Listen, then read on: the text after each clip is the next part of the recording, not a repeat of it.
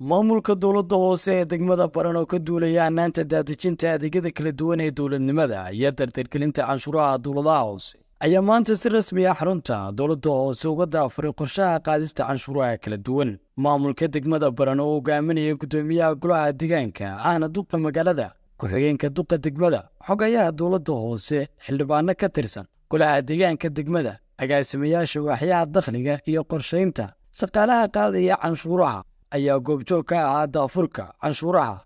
In muddo kadib maamulka degmadu markii ugu horreysay daafuro. Cawd Cali Xiiri, gudoomiyaha degmada Baran, ayaa bulshada magaalada ugu baaqay inay bixiyaan canshuurta ku waajibtay si loo dardargeliyo adeegyada horumarinta degmada. Kan ka daafurana shaqadii lahayd dowladda hoose ee degmada Baran, iyadoo ay qaybaha naga dambeeyaan yihiin agaasimayaashii waaxaha iyo canshuur qaadayaashii qaybahood. Dhammaan waxaan ku wargelinaynaa bulshada reer Sanaag degmada Baran inay saaka bilaabanayso shaqadii dowladda hoose oo la daafurayo, la bilaabayo canshuurtii degmada, taasoo la rabo inay bulshadu waxqabadkii iyo horumarkii degmada lagu qabto. aad iyo aad baan waxaan ugu soo dhaweynaynaa dhammaan bulshada inay u istaagaan horumarkooda, dowladnimadooda, waxqabadkooda, ay la tartamaan degmooyinka kaleeto iyo gobollada kaleeto. Xildhibaan Maxamed Cumar Bulqaas iyo agaasimaha waaxda dakhliga dowladda hoose ayaa sidoo kale muwaadiniinta degmada Baran ku dhaqan ka codsaday in la garab istaago dowladnimada, isla markaana bulshadu ay kula xisaabtamaan waxa ay bixiyaan dowladda. waxaan doonaynaa waxa bixisaan inaad nagula xisaabtataan aan naloo ka harin. marka wax bixisaan waa nala xisaabtami kartaan wixii aad bixiseen, meesha ay mareen iyo qorshaha aad leedihiin inaan sameeyno. guddi horumarin degmo baan diyaar u nahay iyo guddi la xisaabtan labadaba, oo waxa dakhliga wuxuu noqdaba ka soo baxay degmada lagu xisaabtamo, dadweynuhuna meeshii uu garto oo macquul ah lagu fuliyo. marka dadka degmada ku nool oo ganacsatada u horeyso, dhalinyarta waayeelka, ayagoo dhan waxaan ka codsanaa inay dowladnimada garab istaagaan, inay la shaqeeyaan, inay ayagay ku soo noqonaysaa la xisaabtan si ay u helaan inay wax bixiyaan. sababtoo ah qofka hadduuna waxba bixin waxba kama xisaabtami karo dowladnimada. sidoo kale Baran keliya maaha meesha ka bilaabanayso. Baran maadaama ay tahay caasimadii, waxaan rajaynaynaa degmooyin kale hoos taga, hadaftimo cilbu ha ahaato, inay ayagana canshuurtu ka bilaabato.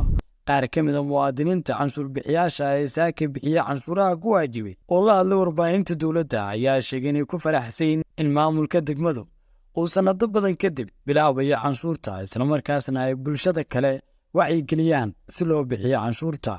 lagu soo boqday farmashiga mar haddii aad maanta galateen canshuurtii bilowdaan de waa idin bilaabaynaa, waan idin soo dhaweynaynaa. waxaan leenahay halkaa ka sii wada, laakiin si canshuurtaasi waa inay noqotaa mid dalka wax laga qabtay mantaqada ka muuqata. run ahaantiina waa idin hambalyeelaynaa, waan idinku soo dhaweynaynaa. gobolkii ugu istiraatijisanaa inagoo joogna ayay maanta magaaladeen waxaa dib u reebay canshuurta bixinteeda oo dib u dhacday in badan.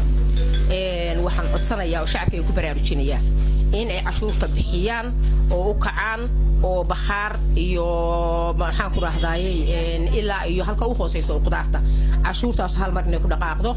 taa waxaan ku baraarujinayaa shacabkayga wanaagsan oo ma garanaysayay wadankooda jecel oo heelan inaynu canshuurta wada bixino. maanta waxaa noo yimi dowladda hoose oo uu hogaaminayo gudoomiyuhu iyo waaxdii canshuuraha oo dowladda hoose waanuna bixinay, waa ku faraxsannahay.